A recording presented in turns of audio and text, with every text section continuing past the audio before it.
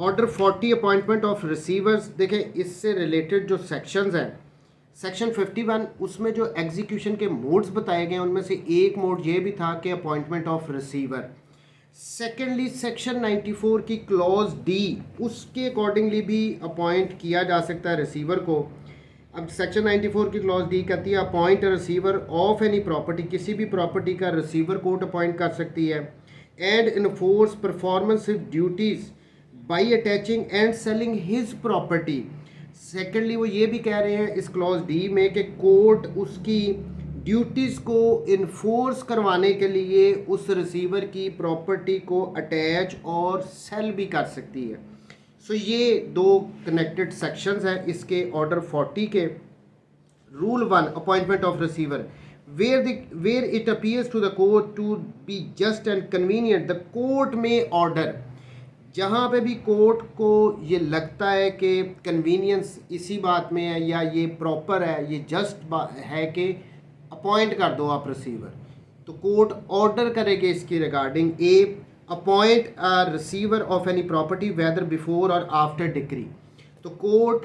को जब भी ये कन्वीनियंट लगेगा, ये प्रॉपर लगेगा, तो कोर्ट ऑर्डर के थ्रू किसी भी प्रॉपर्टी का रिसीवर अपॉइंट कर सकती है। बिफोर डिक्री, जजमेंट आने से पहले, बिफोर डिक्री आने से पहले भी रिसीवर अपॉइंट किया जा सकता है और डिक्री आने के बाद भी किया जा सकता है एग्जीक्यूशन में। Be remove any person from the possession और कस्टडी ऑफ द प्रॉपर्टी, किसी भी पर्सन को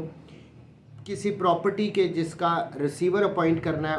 उस पर्सन को, उसका अगर पोजेशन है या उसकी कस्टडी में वो प्रॉपर्टी है तो उससे रिमूव कर सकती है। C commit the same to the possession, custody or management of the receiver, एक पर्सन की कस्टडी से, उसके पोजेशन से प्रॉपर्टी को रिमूव कर सकती है और कमिट कर सकती है, दे सकती है किसको, रिसीवर को, रिसीवर के पोजेशन में, रिसीवर की कस्टडी में, रिसीवर की मैनेजमेंट में, यानी वो ही उसकी देखभाल वगैरह करेगा। कोर्ट इसके रिगार्डिंग ऑर्डर के थ्रू एक रिसीवर अपॉइंट करके ये पोजेशन वगैरह भी उसको ट्रांसफ़र कर सकती है। डी, अब ये डी क्लॉज में बेसिकली पावर्स बताई गई हैं कि इस रिसीवर की क्या पावर्स है, वो क्या क्या कुछ कर सकता है। Confer upon receiver all such powers as to, अब ये कोर्ट उस पर ऑर्डर के थ्रू पावर्स दे सकती है उसको, as to bringing and defending suits, यानी अगर कोई सूट फाइल है या सूट फाइल करने हैं तो इसकी पावर उसको दे सकती है रिसीवर को कि आप सूट फाइल करो, या ये जो सूट हुआ है फाइल इसमें आप डिफेंड करोगे।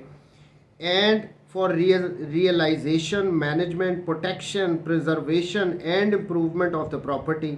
इसके रिगार्डिंग पावर दे सकती है कि ये जो प्रॉपर्टी का आपको रिसीवर बनाया जा रहा है इसकी मैनेजमेंट, इसकी प्रोटेक्शन, इसकी प्रिजर्वेशन, इसकी इम्प्रूवमेंट अगर करनी है तो वो आप कर सकते हो। ये पावर्स भी इसको कोर्ट दे सकती है रिसीवर को।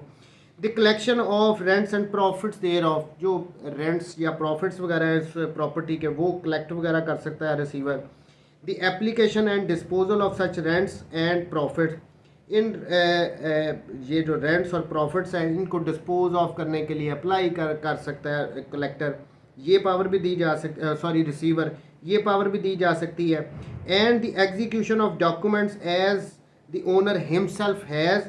और such of those powers at the court think fit. अब ये इस प्रॉपर्टी से रिगार्डिंग कोई डॉक्यूमेंट्स वगैरह को भी ये रिसीवर एग्जीक्यूट कर सकेगा, यानी ये सारी जो पावर्स बताई गई हैं क्लॉज डी में, ये सारी पावर्स रिसीवर को कोर्ट दे सकती है, जिसके मैनेजमेंट में, जिसके कंट्रोल में, जिसके पोजेशन में, जिसकी कस्टडी में कोर्ट किसी प्रॉपर्टी को कोर्ट की तरफ से दिया जा रहा है। सब rule 2, nothing in this rule shall authorize the court to remove from possession or custody of the property any person whom any party to the suit has not a present right so to remove। यहाँ पे ये कह लें कि exception बता रहे हैं clause 1 में, वहाँ पे था ना कि कोर्ट किसी भी पर्सन को रिमूव कर सकती है पोजेशन से या कस्टडी से।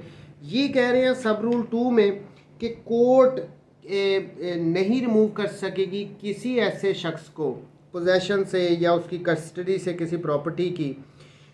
जिसके अगेंस्ट जो इस सूट की पार्टीज़ हैं उनका कोई राइट ऐसा नहीं है कि वो उसको रिमूव कर सके। Any person whom any party to the suit, ये जो सूट है जिसमें रिसीवर को अपॉइंट किया जा रहा है उसमें जो पार्टीज हैं, whom any party to the suit has not a present right so to remove, अगर उन पार्टीज़ के पास ही राइट नहीं है कि किसी पर्सन को रिमूव किया जा सके उसके पोजेशन से या उसके कस्टडी से, तो फिर कोर्ट यहाँ पे, ये कोर्ट के पास भी पावर नहीं है, कोर्ट इस ऑर्डर के अंडर उनको रिमूव नहीं कर सकेगी। Rule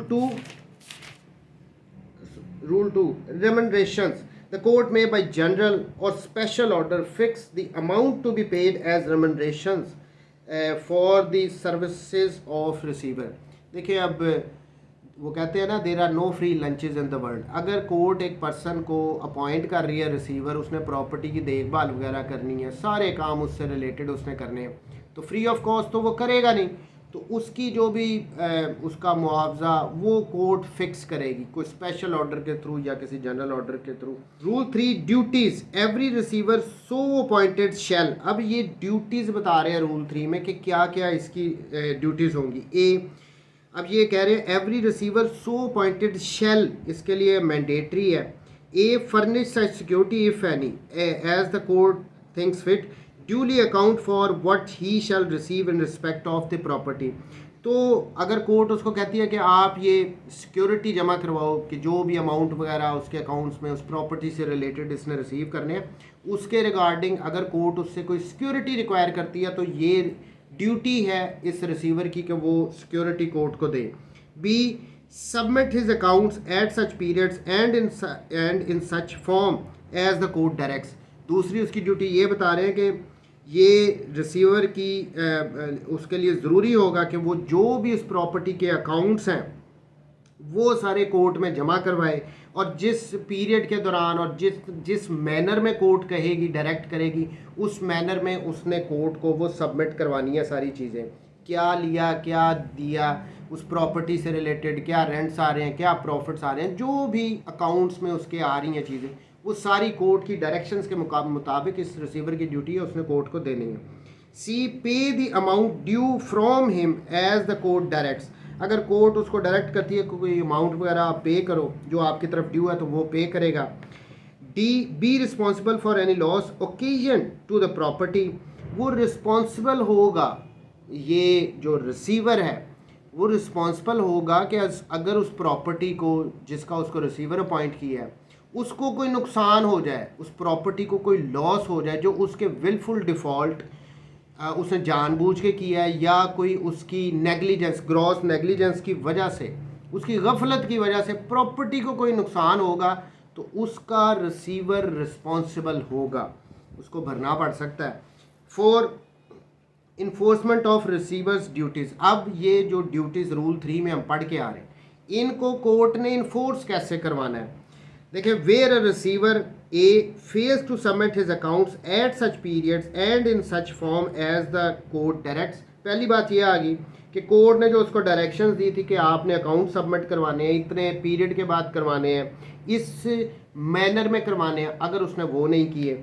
B fails to pay the amount due from him as the court direct, या कोर्ट ने उसको डायरेक्ट किया था कि इतनी अमाउंट आपने पे करनी है, वो उसने पे नहीं की। C occasions loss to the property by his wilful default or gross negligence, या उसके विलफुल डिफ़ॉल्ट उसने जानबूझ के या उसकी नेग्लिजेंस की वजह से उस प्रॉपर्टी को कोई नुकसान हुआ है। द कोर्ट में डायरेक्ट, तो यहाँ पे कोर्ट डायरेक्ट कर सकती है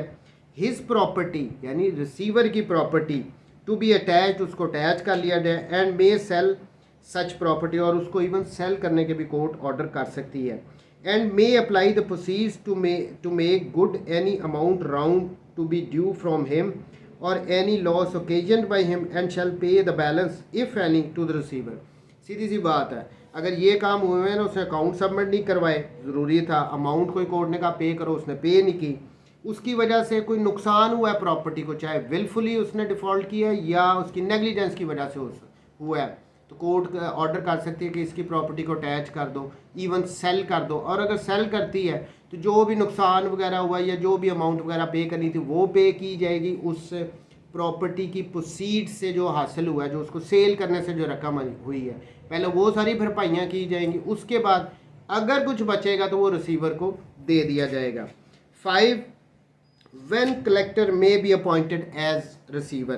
कि कलेक्टर को किन सूरतों में रिसीवर अपॉइंट किया जाएगा। ऑब्वियसली एग्रीकल्चरल लैंड होगी अगर वो गवर्नमेंट को रेवेन्यू पे कर रही है, तो इन सूरत where the property is land paying revenue to the government. पहली बात कि वो एक ऐसी प्रॉपर्टी है, एक ऐसी एग्रीकल्चरल लैंड है जो कि गवर्नमेंट को रेवेन्यू दे रही है,